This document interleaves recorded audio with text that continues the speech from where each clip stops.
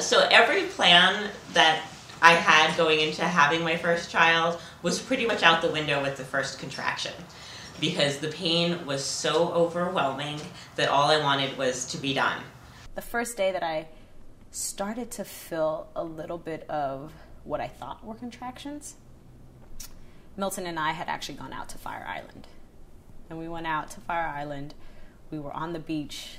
It was awesome. Like, it was just great to be out of the city, and we were out there, and we ended up actually having to walk from a certain part of the beach all the way back to our car, which had to have been at least 2 or 3 miles from where we were. And walking is actually one of the things that sort of helps to induce labor. And so I've been walking for maybe, 45 minutes or so. And that night I started to feel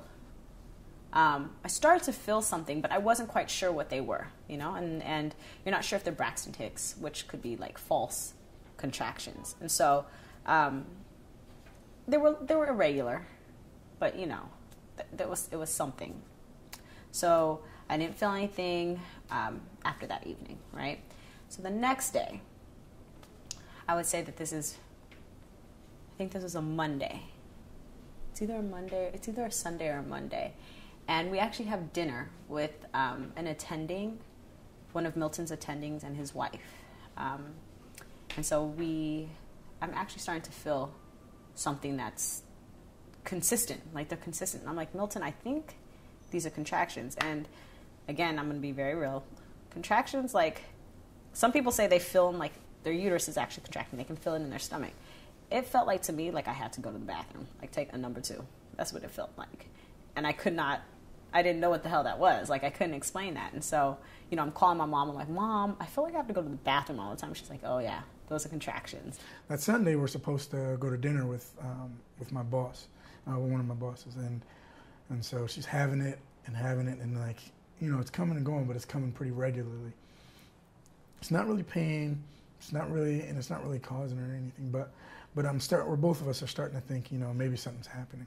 We were actually at a restaurant when I started to have contractions with Molly, and my first thought was denial. My first response was really denial, that there's no way that this is going to happen. I'm not going through with this. And leading up to, she was a few days late, so leading up to that last week, I would wake up every night in the middle of the night, and I was uncomfortable, and I had pregnancy insomnia, so I wasn't sleeping. But my prevailing thought and feeling was terror. I don't want to go through with this. And everyone tells you that you will be ready by the time the baby is about to be there. You have, almost 10 months to prepare. You're building this wonderful experience. It's all going to come together, and it's all natural. Women have been doing it, since the beginning of time. It'll be wonderful. If not difficult, but wonderful. And I wanted nothing to do with it. I knew I was going to have this baby, but I was terrified. And we were sitting in a restaurant, and I was having contractions, and I didn't say anything, and I just kept eating and hoping it would go away. And I'm a smart person, but I was in such denial that this baby was going to come. And we went home, and we started timing contractions, because that's what they tell you to do. And I looked up online, what I'm supposed to be looking for and how close they're supposed to be before I call the doctor. And so we did everything that we were supposed to do. We got in a cab, and we went uptown to a wonderful hospital. So we both kind of get an idea, and I'm like, all right, well, what things do you want to do to get ready, just in case, we're starting to move towards the time. So she goes and gets waxed, and goes to get a manicure and pedicure. I think the first thing I did when I started to feel the contractions in the afternoon was I decided to go get a wax and also get my toes done, because I refused to be on the bed with like a hairy, like all out of control, like I wanted everything down there to be clean and very nice and easy to find my baby. And I got my toes done, because I was like, there's no way I'm going to have my feet all jacked up on the delivery table. And I start setting up the nursery. It's like, all right, we have a few things up, but I'm like, all right, let me make sure that the crib's up. Let me make sure that you know, that everything's kind of in order. We've moved things out of the way. We're a little more comfortable. We put all the clothes in the dresser drawer, since, you know, it may be happening soon. So at this point, up to this point, I had already kind of set up her bag, like the bag for going to the hospital. You know, one of her anniversary gifts was kind of this bag, and she didn't. I mean, it seems kind of corny, but like, you know, there was a CD that we'd have for when the baby was born. I bought a radio. I bought her some clothes that she could have in the hospital. Packed up, like, you know, toothpaste, toothbrush, or soap. You know, because people like to smell like themselves when they go away. You know, you want to have your own soap, you want to have your own deodorant, your own life. And so I kind of put all that stuff away, and so that bag was set, so we didn't have to worry about that. And so that was kind of Sunday, and then everything kind of went away. It just stopped. So we were like, all right, it's not much to do. We'll be okay. So the next day was Monday. It was a holiday, and we were home all day. So we were around all day, and nothing was really going on. We just kind of relaxed, and both of us had work to do.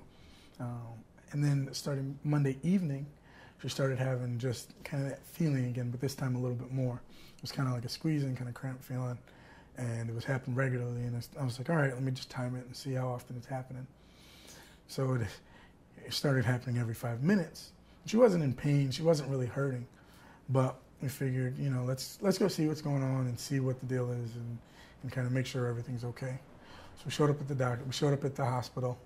We went up to the emergency, like the triage area, and they took her in the room. You know, they got her all dressed up, and they're like, you know, we're happy because, you know, it's time. We went home. We had tons of family in town, and let's see, Diala's mom was here, my parents were here, my sister was here, and then Diala has some family in New York that was all around, and we had them all over for dinner on the 20th, which was my actual due date, and that was a great time. I took some pictures, and then everyone went home. Yeah, like, family came over, took a lot of pictures, everybody went home, we were getting ready to go to bed, and that's when this dude decided that he wanted to start coming out.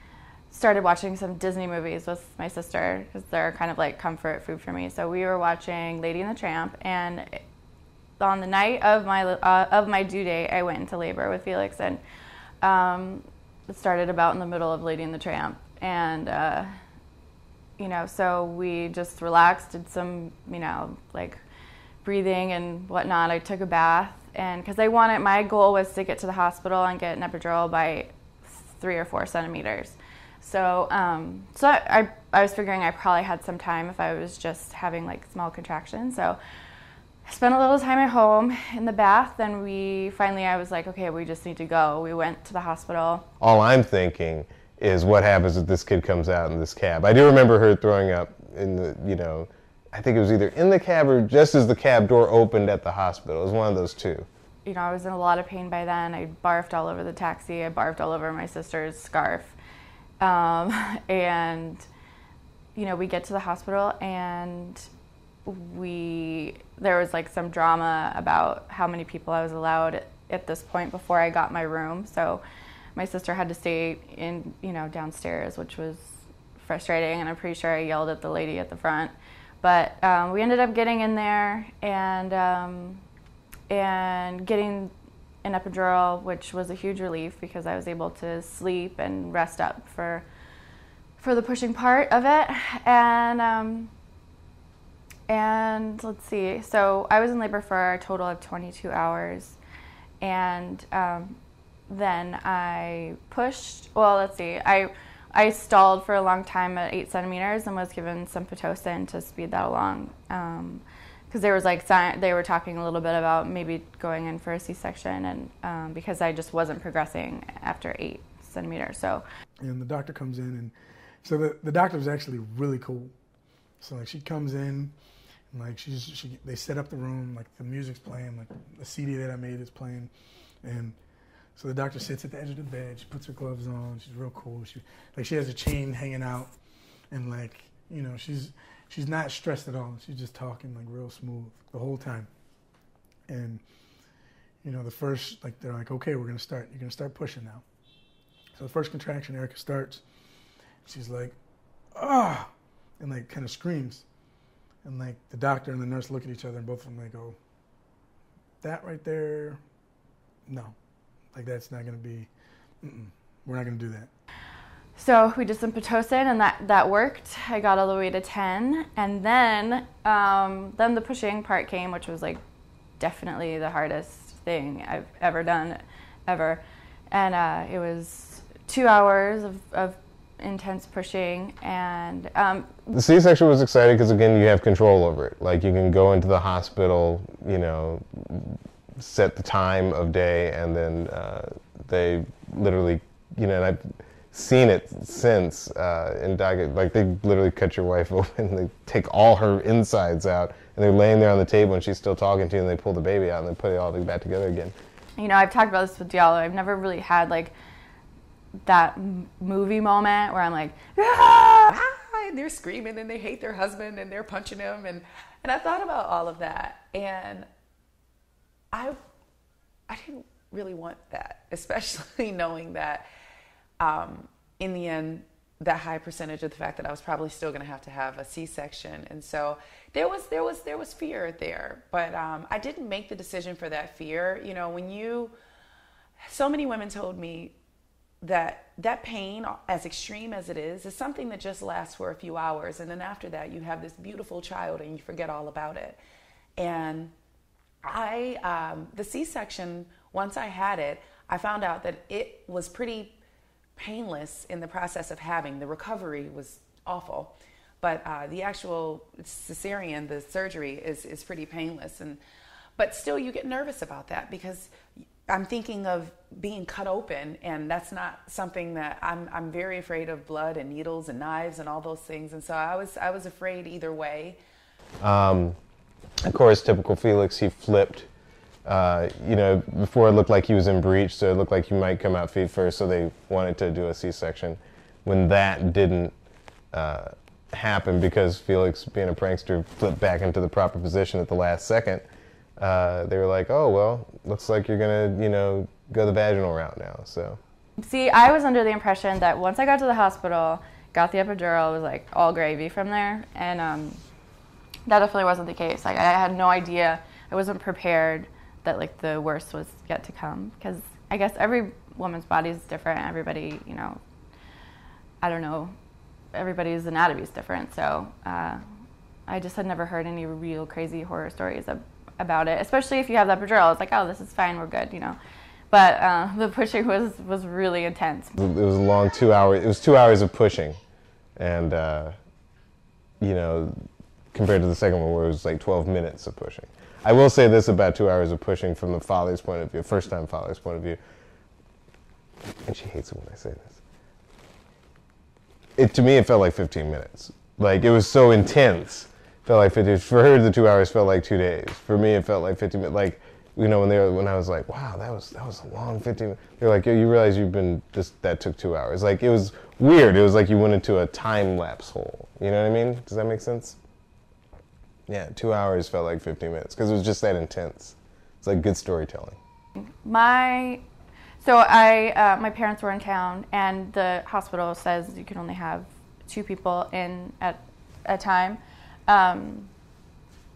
And my parents actually kind of like snuck in almost. Like, they were in the back, and the doctor saw them. They were being super quiet, and like, I'm here, so they were behind me, like they couldn't see anything. They were just like in the room, and the doctor saw them and kind of just was like, okay, I see what's going on, but we're gonna let it slide, sort of thing, because they were just like in the corner, just like trying to be as quiet as possible. So there was 4 people in the room during labor, and you know, especially after I got the epidural, it was like a lot of sleeping because it was in the middle of the night, and we were just kind of waiting, you know, for things to heat up. So at the shower, at the very end of the shower, my water broke. Not knowing, because everything was perfect that morning when we went to, because the shower was held in Harlem. I grew up in Harlem, so all my friends were from Harlem. The only reason I moved to Brooklyn was because of Teddy, because at first we started to look for an apartment in Harlem, and when the wedding date was coming near and we couldn't find something that we could afford, we ended up coming to Brooklyn. And that's how I ended up in Brooklyn and have remained in Brooklyn all my married life. So that all of my friends still were in Harlem. So the shower was in Harlem. We went over to Harlem for the shower. Everything went perfect. The whole shower was a beautiful, occasion. And at the end of the shower, my water broke. And of course, at that time, it being my first birth, I didn't know why I was so wet. So I went to the bathroom, and my best girlfriend followed me to the bathroom, and she says, I think your water broke. Let's call a doctor, because I was just soaked. No contractions at the time, but I was soaked. We called the doctor, and she said, yes, that's exactly what happened. So what you should do, don't rush. Since your contractions have not started, come back to Brooklyn. When your contractions get to be an hour apart, call me, and I will, you go to the hospital, because I was going to give birth where I worked at Brooklyn Hospital. Call me, and I will meet you at the hospital, and we will arrange, the birth. So we got back to Brooklyn, and I was able to pack my clothes and get everything together. And then, of course, the contractions started, and they became worse and worse and worse. And to the point where we finally had to call the doctor, and that was approximately then around 11 o'clock at night. And we got to the hospital, and at that point, in those days, what they did first was give you an enema, because they had to clear you of anything that you had inside of you. And remember, I was at a shower, so I had eaten, so I had quite a bit inside of me. And they gave me an enema, and that made everything worse, because that made the contractions worse. And they prepped you. At prepping, they shave you and, got you clean. At that point, Dr. Figueroa was not at the hospital then, but she was going to arrive soon, because remember, I was having natural childbirth. And with natural childbirth, your doctor stays with you throughout. Once they got me prepped and everything, and I was they took me to the room, and Teddy was with me, because with natural childbirth, the other thing was that your husband would stay with you throughout the birth. He would see the baby being born. And that was one of the reasons why we wanted to have natural childbirth, is because if you didn't do that, then your husband could not see the baby being born. And he was in the room with me the entire time. And Dr. Figueroa did come in, and the problem now became inevitable. Once she examined me, Sheba had not turned.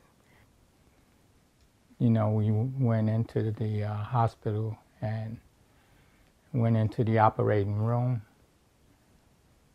My wife was informed that she had a frank breech, delivery, that was going to be performed. So it wasn't going to be the natural childbirth, that unless the doctor could turn the baby, which he did try and turn the baby, but unsuccessful, so. She was in a frank breech position, meaning her buttocks was still, in the position to come out, not the head. And that was because we had not expected her to come for another 2 weeks, because in another 2 weeks she would have been able to turn. That Friday, prior to the shower and me stopped, working, I had gone to see Dr. Figueroa, and she said, everything is going good, everything is fine. In the next 1 to 2 weeks, Sheba will be turning. I didn't even know what I was having at that time, because in those days you didn't know until the baby was born. And so she didn't say she was being born. She just said the baby is in good position, and in the next 1 to 2 weeks she will be turning, and in the 2 weeks she will be in the perfect position to come out. So of course, when she got to the hospital and she examined me, and she was frank breech, that became a problem for all of us, because now 1 or 2 things would have to happen. She would have to, insert her hands into me and try and turn her around into the right position, or I would have to have a C-section. And remember, the reason for doing natural childbirth is because I didn't want a C-section, and I wanted to have her naturally without any kind of medications. She tried and she tried turning her, because Dr. Figueroa was an excellent obstetrician. And she worked with me and worked, and she tried, and she got her to turn a little bit, but not very much. So the decision came to the point where what we were going to do at that point. So she said, let me just contract for a while. She decided to give me what was called pitocin. And pitocin makes the contractions come faster and heavier. Because by then it had been about, 5 hours I had been in the delivery room and things were getting worse. And the stories you hear also about you arguing with your husband and you telling them, it's your fault. I think it was a much more painful experience for my wife. So, it's almost as if when you experience that amount of pain, you look at who's responsible for this pain. So it was as if I was the one who was directly the person responsible for the pain she was going through, and I kind of felt that. As a matter of fact, I was told that I didn't need to go into the operating room because she definitely didn't want me in there. It was funny. You know how when a woman is experiencing pain, she will clutch onto something. And I remember her clutching onto my arm and her nails like just digging into my skin. And I was like, whoa. I think it's time for me to get out of here. You're right. Because the doctor was saying, I think you better stay here and we'll just take her into the OR. So that was, it was multi-fold because that actually did happen with us because it wasn't going as planned. If it had gone as was supposed to be in position, the contractions would not have hurt as much. I was not supposed to get the pitocin, and everything would have gone right, but everything went just the opposite way. And after being in labor for 8 hours, and I had my cervix had contracted to the area where she wanted it to be 10 centimeters, but because of Sheba, she still couldn't get her to turn. We decided with a conference with Teddy, myself, and her, if I wanted a C-section or should she try to bring her naturally. And of course, we wanted her to come naturally because I did not want surgery. On the 13th, they asked if I wanted to induce labor, and I wanted to just go with the flow. I said, no, I'm okay. I can sit this out. Let me just send me home. Let's run the tests, make sure she's okay. Send me home, and I will just wait it out, and I'll keep doing my walking. And they give you all the take a bath with cod liver oil. That wasn't working, but I kept trying. Yeah, because until you're actually present at the birth, I don't think you can appreciate. Like I'm sure some people call it like the miracle birth, but for me it was more like, whoa, this is some crazy stuff going on. What is this about? So not until June 15th did I decide that I wanted to induce and try to get the process going, because I was getting tired of going back and forth to the hospital. I found out that my daughter was having an irregular heartbeat, so there was a health concern. So it wasn't just about comfort or waiting or patience or God's timing anymore. Now I was concerned that we do what's best for my daughter. And my husband was not in the room to see her being born, but after listening to him, it has come back to me that he was there and he did see her being born, and he was the first to hold her. And now thinking back, I am remembering how great a doctor Dr. Figueroa was, because most doctors in those days, once they put you out, would put the man out of the room. And that's why I just automatically thought that he was out of the room. And we went into the hospital, and I was ready. I took my iPod, and I had my speakers, and I had my book and my reading and my magazines and everything. And the only thing I didn't do was eat a big meal. And I didn't know that you should eat a big meal because you can't eat within 24 hours of delivering the baby. I wish someone would have told me that. But we went in and we did, I believe it's Pitocin, a dose of Pitocin to induce labor. But after 12 hours, I still was not dilating. I had light contractions, but there was no progress being made. So we stayed overnight, and the next morning we did another dose of Pitocin, and still nothing was happening. My name is Brittany Rittle, and I'm from Juneau, Alaska. Felix, my firstborn, was born on November 21st, 2009. My name's Wendy Bradford. Molly was born September 3rd, 2007. Henry and Eleanor were born April 15th, 2009. My daughter is Jonna Joelle Forrester. My husband is Garvin Forrester. And I gave birth on June 16th, 2011. She was born, I probably started pushing around 3:15, and she was born by 3:57 a.m. on Wednesday, September 8th. Having a baby is just the beginning. It's just raising the kid is the long process. My name is Antonia Echele. I was born in Panama, came to the United States in 1957. So I basically grew up here. And my firstborn was born at Brooklyn Hospital on August the 13th, 1973. Born at